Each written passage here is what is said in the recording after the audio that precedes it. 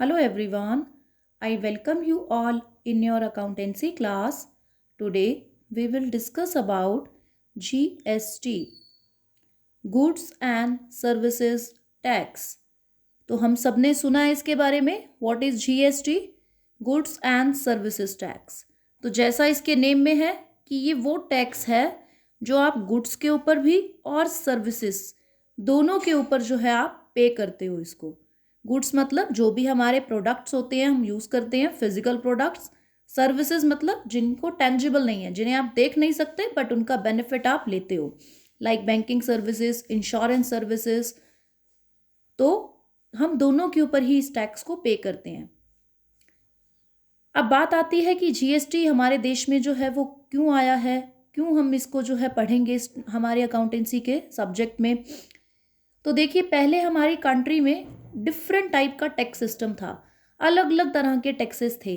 Central sales tax था, उसके अलावा हमारे पास जो है हम सर्विस टैक्स पे करते थे, वैट पे किया जाता था, value added tax. Different type के सेंट्रल गवर्नमेंट के अपने टैक्स थे, स्टेट गवर्नमेंट के अपने अलग अलग टैक्स थे. तो अब यहाँ क्या किया गया कि हमारी कंट्री में जो मेन लीडर्स हैं उन्होंने सोचा कि एक कंट्री है तो एक ही तरह का टैक्स सिस्टम होना चाहिए. तो उन्होंने बोला कि वन नेशन, कि एक नेशन में वन नेशन वन टैक्स, कि एक नेशन में एक ही तरह का टैक्स सिस्टम होना चाहिए. डिफरेंट टाइप का जो एक कॉम्प्लिकेटेड टैक्स सिस्टम है उसको बदल देना चाहिए. तो इसीलिए उन सब टैक्सेस को छोड़ करके हमने एक सिंगल टैक्स जो है टैक्स के सिस्टम को अपनाया. उसको हमने नाम दिया GST, goods and services tax. तो इसने हमारे पुराने टाइप के जितने भी तरह के टैक्स सिस्टम थे उनको स्टॉप करके एक सिंगल टैक्स हमने अप्लाई किया. अब जीएसटी को हमने सीखना है कि अकाउंट्स में हम इसको ट्रीटमेंट कैसे दें, इसकी क्या जर्नल एंट्रीज पास करें. ये आपकी बुक्स में आप चेक कर लीजिएगा. आई थिंक 6 चैप्टर होगा. तो ये चैप्टर हमने शुरू में जो है वो स्किप किया था, अभी हम इसको डन करेंगे. तो हमारा प्रैक्टिकल पोर्शन से रिलेटेड सभी चैप्टर्स जो हैं वो डिस्कस हो जाएंगे. और लास्ट आपका बस जो कंप्यूटराइज में मैनुअल और कंप्यूटराइज अकाउंटिंग के डिफरेंस वगैरह हैं, that is a theoretical part, then we will discuss it. तो यहाँ आप देखिए, जो जीएसटी है उसके लिए पर्टिकुलर स्लैब्स बनाई गई हैं कि किस तरह की गुड्स के ऊपर कितने कितने परसेंट लगाना है. उसके लिए डिफरेंट डिफरेंट स्लैब्स हैं. और कुछ एक ऐसे भी हैं जो जीएसटी से एग्जेम्प्ट हैं, उनके ऊपर जीएसटी पे भी नहीं करना होता है, वो भी हैं. तो यहाँ पर वो तो डिफरेंट जो रेट गवर्नमेंट ने हमारे डिसाइड किए हैं वो जीएसटी लगता है कि इलेक्ट्रॉनिक्स पर कितना देना है, मेडिसिन पर कितना है, सिगरेट पर कितना है. That is a pre decided matter and that is decided by our government. लेकिन हम यहाँ जो बेसिक बातें डिस्कस करेंगे जो हमारे अकाउंट्स में काम आने वाली हैं. रेट वगैरह तो आपको देखो गिवन होगा आपके स्टेटमेंट में कि कितनी रेट से आपने चार्ज करना है. यहाँ जो हमें समझना है वो क्या है कि हम जो बिजनेसमैन, एज बिजनेसमैन जो हम गुड्स की डीलिंग करेंगे, जो भी हम यहाँ पर बिजनेस ट्रांजेक्शन्स करेंगे, वो विद इन आर स्टेट है. जैसे कि हम अगर हरियाणा से बिलोंग कर रहे हैं तो with in Haryana, with in state है, या फिर हमारा जो है वो आउट ऑफ स्टेट है. उसके हिसाब से हमारा जीएसटी का ट्रीटमेंट वेरी करेगा. अगर सेम स्टेट में ही हम गुड्स को सेल कर रहे हैं, हमारा हरियाणा है लेकिन हमें स्टेटमेंट में जो पर्सन दिया होगा बिजनेसमैन, वो जिस भी स्टेट से बिलोंग करेगा, अगर वो अपनी ही स्टेट में गुड्स से रिलेटेड ट्रांजेक्शन्स कर रहा है तो उसके लिए वो विद इन स्टेट वाली बात हो गई. तब वो 2 लेवल्स के ऊपर जो है वो टैक्स को पे करता है. वन इज एसजीएसटी यानी state goods and services tax. One is this, and second one which he pays is central GST. Central GST कह सकते हो या Central Goods and Services Tax. तो ये 2 लेवल्स के ऊपर पे करता है, SGST एंड CGST. तो इसकी जो रेट होती है वो दोनों की इक्वल रहती है. जैसे कि टोटल अगर किसी प्रोडक्ट पे 18% चार्ज होना है टैक्स, तो यहाँ 2 लेवल्स पर 9% चार्ज हो जाएगा अगर विद इन सेम स्टेट है. आप एक स्टेट गवर्नमेंट को दोगे, अपनी स्टेट गवर्नमेंट को, और मतलब आपका जो भी स्टेट होगा, अगर आप गुजरात से बिलोंग कर रहे हैं, यूपी से बिलोंग कर रहे हैं, तो वो आपका स्टेट होगा. और दूसरा आप दोगे हम अपनी सेंट्रल गवर्नमेंट को यानी केंद्र सरकार को. दोनों को सेम सेम रेट से देंगे. और अगर आउट ऑफ स्टेट है तो एक सिंगल आपको पे करना होता है, उसको कहा जाता है IGST. I stands for integrated GST या integrated goods and services tax, integrated goods and services tax. तो ये इंटीग्रेटेड का मतलब इकट्ठा, तो ये इकट्ठा ही चार्ज हो जाता है कि अगर किसी प्रोडक्ट पर 18% चार्ज होना है तो एक ही साथ में 18% जो है वो चार्ज हो जाएगा आईजीएसटी। तो यहाँ पर क्या है कि ये एक बार तो जो है वो सेंट्रल गवर्नमेंट के पास जाता है, बाद में सेंट्रल और स्टेट गवर्नमेंट आपस में जो है वो जो भी प्री डिसाइडेड रेट्स होती हैं उसके अकॉर्डिंग डिवाइड करती हैं।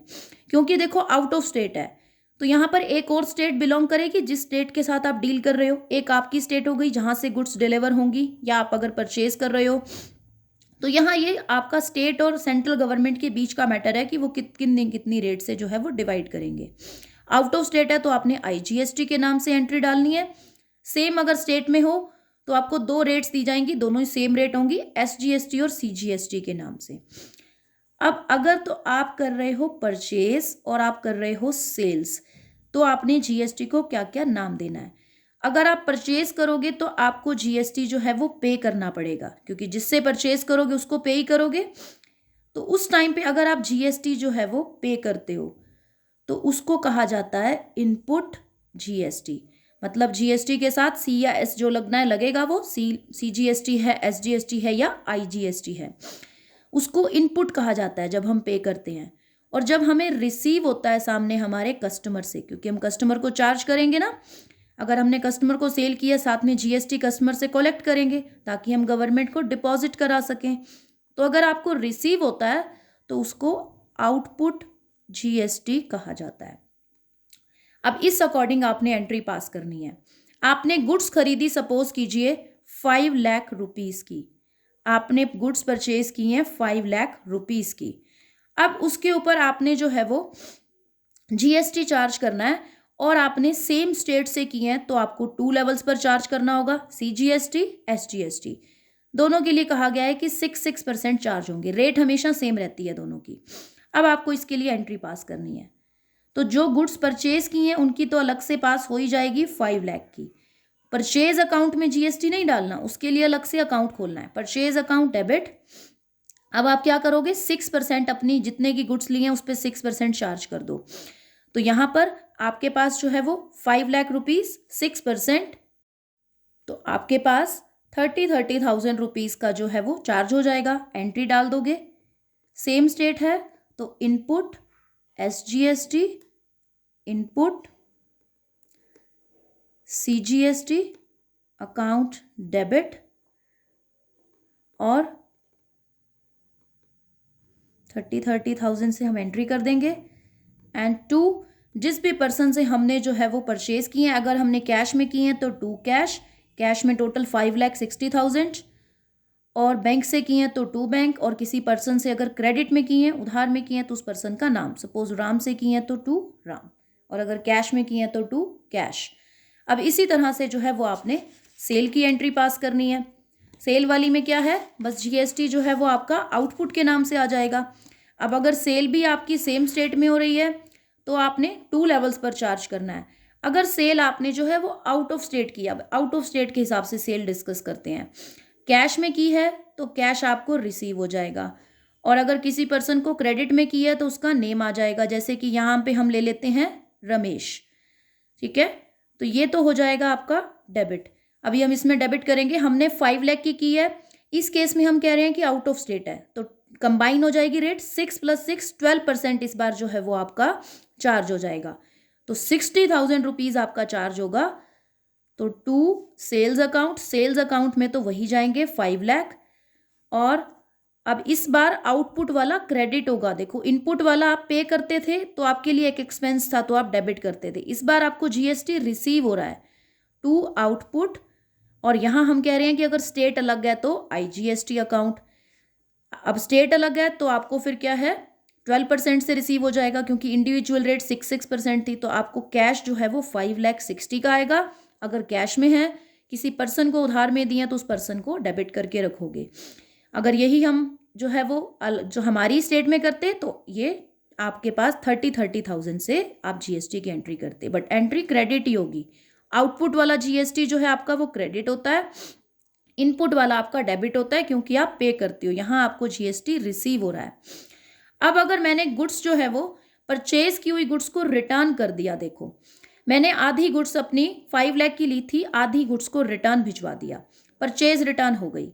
अब अगर परचेज रिटर्न कर रही हूँ मैं, देखो तो परचेज रिटर्न अकाउंट ओपन होगा और जितना जीएसटी मैंने पे किया था वो भी तो वापस लूंगी।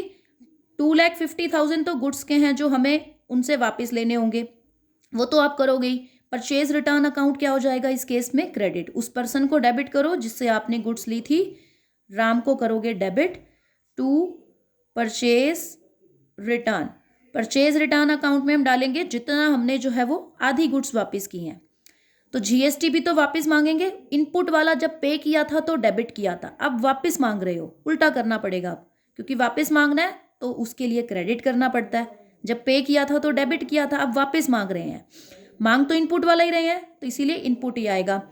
अब इनपुट में क्या है, हमने 2 लेवल्स पर पे किया था, एक एसजीएसटी के नाम पे और दूसरा हमने पे किया था सीजीएसटी के नाम पर। तो यहाँ अब क्या होगा, आपने 30 पे किए थे, हाफ गुड्स आपने रिटर्न कर दी तो 15 और 15,000 आप वापस मांग लोगे। वो तो आपने जितनी गुड्स वापस की हैं उसका 6% आप देख लो। तो यहाँ पर अब टोटल जो है हम राम से 2,80,000 वापस लेंगे। 2,50,000 की गुड्स और बाकी का हमारा 6% 2,50,000 के हिसाब से जीएसटी। सेम जो है वो एंट्री आपकी सेल्स रिटर्न में होगी। अब कोई एसेट परचेज करोगे तो भी आपने क्या करना है, मशीनरी परचेज की, मशीनरी अकाउंट डेबिट। अगर हमने मशीनरी परचेज की है 1 लाख रुपीस की, अब 6% उसके ऊपर जीएसटी पे करना है तो इनपुट के नाम से एंट्री होगी। क्यों? क्योंकि हमने परचेज किया तो हम पे ही करेंगे। तो अब यहाँ पे अगर आपने अलग स्टेट से परचेज किया तो क्या हो जाएगा, आईजीएसटी डेबिट। अगर हमने जो है वो 6% से दिया है तो 6,000, 12% से दिया है तो 12,000। टू कैश में किया तो टू कैश, और अगर क्रेडिट में किया तो उस पर्सन का नाम। तो यहाँ पे हमने सपोज करो किसी पर्सन से किया है शीला, तो शीला आ जाएगा, और अगर कैश में किया है तो कैश। और टोटल जो है 1,12,000 हो जाएगा अगर हम कैश में करें या उस पर्सन के नेम से जो है हमने एंट्री जो है वो पोस्ट कर दी। तो जो भी परचेज करो सेल करो उन अकाउंट में तो ओरिजिनल अमाउंट जाएगी, जितना भी जीएसटी बन रहा है ना वो अलग से एंट्री पास करोगे। अब लास्ट में क्या होगा कि आपके इनपुट वाले जीएसटी अकाउंट में भी कुछ पैसे होंगे और आउटपुट वाले में भी कुछ मनी होगी, उनको आपस में एडजस्ट करना है कि अब मेरे पास देखो इनपुट आईजीएसटी में भी कुछ अमाउंट पड़ी है और आपके पास आउटपुट आईजीएसटी में भी कुछ अमाउंट है। तो जितना आउटपुट वाला इनपुट के साथ एडजस्ट हो सकता है वो ठीक है, एडजस्ट कर दो। 60,000 आउटपुट वाले में है तो आउटपुट आईजीएसटी को पहले आईजीएसटी के साथ एडजस्ट करना है, एसजीएसटी वाले को एसजीएसटी के साथ। इनपुट और आउटपुट को आपस में एडजस्ट करेंगे। क्यों? क्योंकि हम चाहते हैं कि भी आउटपुट में से जितना मेरा इनपुट के साथ एडजस्टमेंट बैठ सकती है बैठ जाए, बाकी का हम जो है वो गवर्नमेंट को पे करेंगे। तो 15,000 इनपुट के साथ देखो हमारे पास 12,000 हमारा इनपुट आईजीएसटी में है, उतनी एडजस्टमेंट हो जाएगी, बाकी का हम जो है वो गवर्नमेंट को दे देंगे। तो आउटपुट वाला डेबिट और इनपुट इस बार क्रेडिट होगा क्योंकि एडजस्ट हो रहे हैं ये आपस में। इनपुट आईजीएसटी और 12,000 से आपस में एडजस्ट होंगे, बाकी का हम गवर्नमेंट को पे कर देंगे रेस्ट ऑफ द, क्योंकि टोटल 60 था आउटपुट वाले में, आउटपुट आईजीएसटी और इनपुट आईजीएसटी। इसी तरह से सीजीएसटी को सीजीएसटी के साथ, एसजीएसटी को एसजीएसटी के साथ आपस में एडजस्ट करके आउटपुट वाला जितना यूज हो सकता है वो करो, बाकी का गवर्नमेंट को हम डिपॉजिट करवा देंगे। तो ये आपका एक बेसिक जो है वो जो है आपके पास जीएसटी से रिलेटेड चैप्टर है। इसी के न्यूमेरिकल्स को हमें सॉल्व करना है and that is your last numerical chapter. So be careful and be serious, do your work properly. Thank you so much.